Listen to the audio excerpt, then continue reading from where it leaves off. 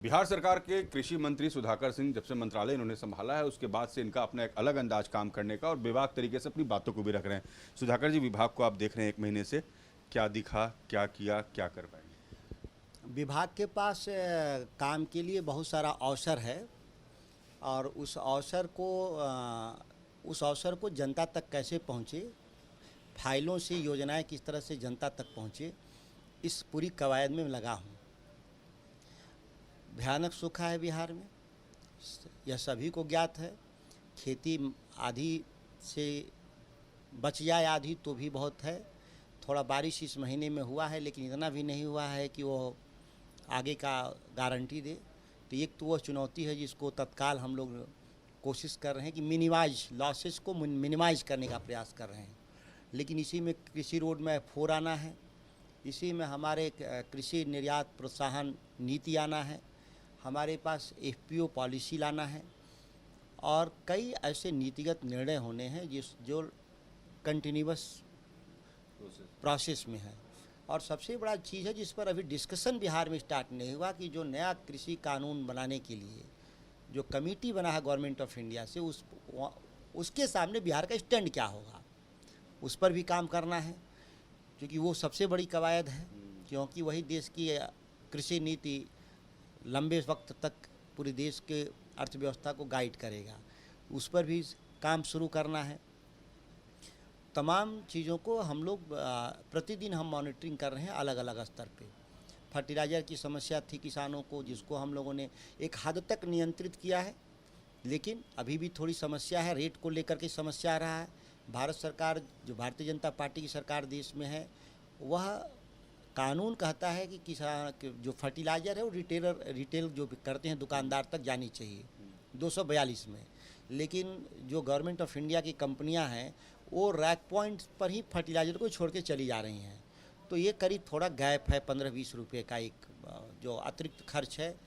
इसके चलते कहीं कहीं बिहार में समस्याएं सुनने को मिल रही है। दूसरी समस्या है कि वो टैगिंग करवा रहे हैं गवर्नमेंट ऑफ इंडिया की ही कंपनियाँ, जो नॉन सब्सिडी आइटम जिसका आरोप लगा के गए भारत सरकार के मंत्री, लेकिन उन्होंने तो ये आखिर बेचवा तो वही रहे हैं, उन्हीं की कंपनियां बिहार में बेच रही हैं, तो उस पर कार्रवाई क्यों नहीं कर रहे हो? लेकिन एक महीना आपने इस विभाग को देखा, चुनौतियां क्या दिखी आपको? क्योंकि आपने अलग अलग मन से कई तरह की बात कही दिवाकर जी अब तक, तो आपको सुधाकर जी आपको चुनौतियां क्या? सबसे बड़ी चुनौती है कि बिहार में पिछले 1 दशक से उत्पादन नहीं बढ़ा।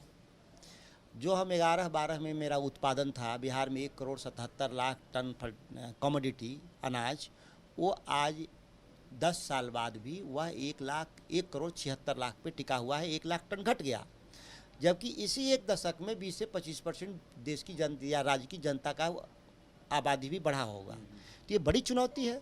दूसरी बात कि किसानों की आमदनी घट रही है। हमारे पास बीज से लेके बाजार तक की पूरी प्रक्रिया में बीज की पॉलिसी ठीक नहीं है, उत्पादन की पॉलिसी ठीक नहीं है, और सबसे बड़ा चीज़ है कि हमारे पास बाजार की कोई नीति ही नहीं है। क्योंकि बाजार समिति ख़त्म कर दिया हम लोगों ने 2006 में, जिसका खामियाजा हुआ कि बिहार के किसानों की आमदनी घटते घटते घाटे की और पलायन बढ़ता जा रहा है। जब तक खेती को फ़ायदेमंद नहीं करेंगे हम लोग बिहार में, तब तक पलायन रुकेगा नहीं। ये पूरा जो डाउन द लाइन है सुधाकर जी, इसमें लगता है आपको कि कहीं ना कहीं जो आपने करप्शन की बात की ये भी एक मायने रखता है? क्योंकि अगर पूरे सिस्टम को ठीक करना, आपके नीति ठीक नहीं है, जो परचेजिंग पावर है वो लोगों की ठीक नहीं है, प्रोडक्शन सही नहीं है, जबकि लोग ये कह रहे हैं वैकल्पिक बीज दिए जा रहे हैं वैकल्पिक अनाज के लिए। यहाँ पर सभी वैकल्पिक बीज फर्जी हैं। जो किसानों की ज़रूरत नहीं है उसको भी हम लोग दे रहे हैं। सवाल यह है कि पूरे विमर्श में किसान गायब है, पूरे विमर्श में कृषि विशेषज्ञ गायब हैं।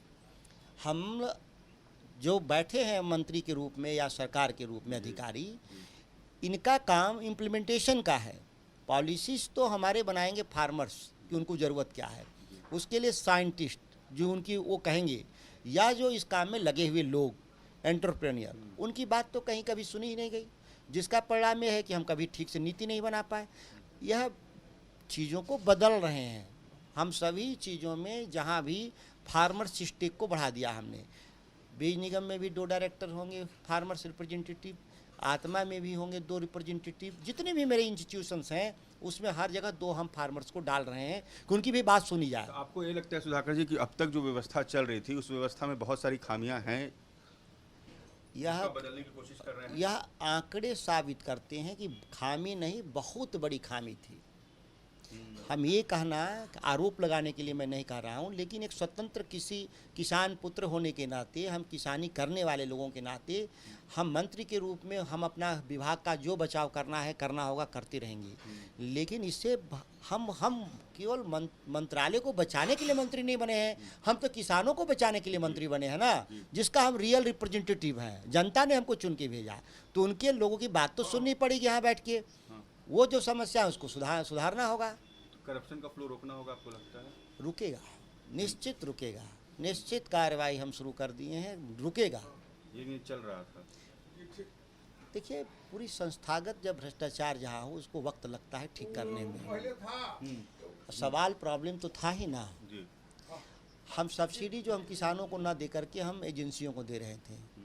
वो बिहार में एजेंसियां जो सामान बेच रही थी, वो सीड हो या फार्म इक्विपमेंट्स हो या कोई चीज़, वह 1.5 दूना दाम पे दे रही थी। कोई मैकेनिज्म नहीं था देखने के लिए कि ये महंगा बेच रहे हैं कि रेट पर बेच रहे हैं। कोई मॉनिटरिंग सेल होगा भी तो काम नहीं कर रहा लगता था। है किसानों की हकमारी हो रही थी?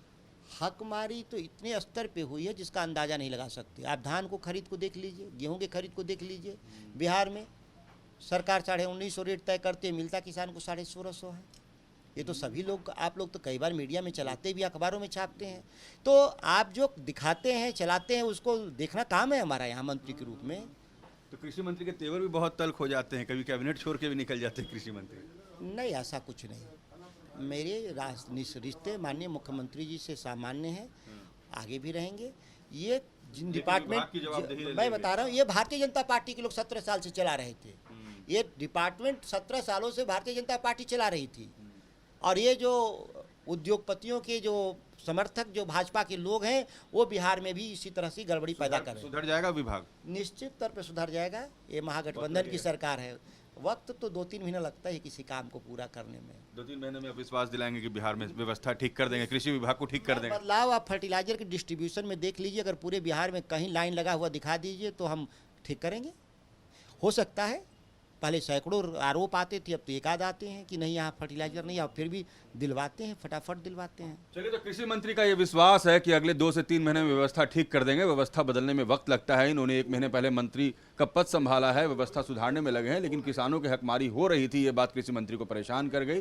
भ्रष्टाचार से लेकर किसानों की हकमारी सब कुछ ठीक होगा, लेकिन वक्त लगेगा। वीडियो जर्नलिस्ट सत्येंद्र के साथ रजनीश सिन्हा, न्यूज नेशन, पटना।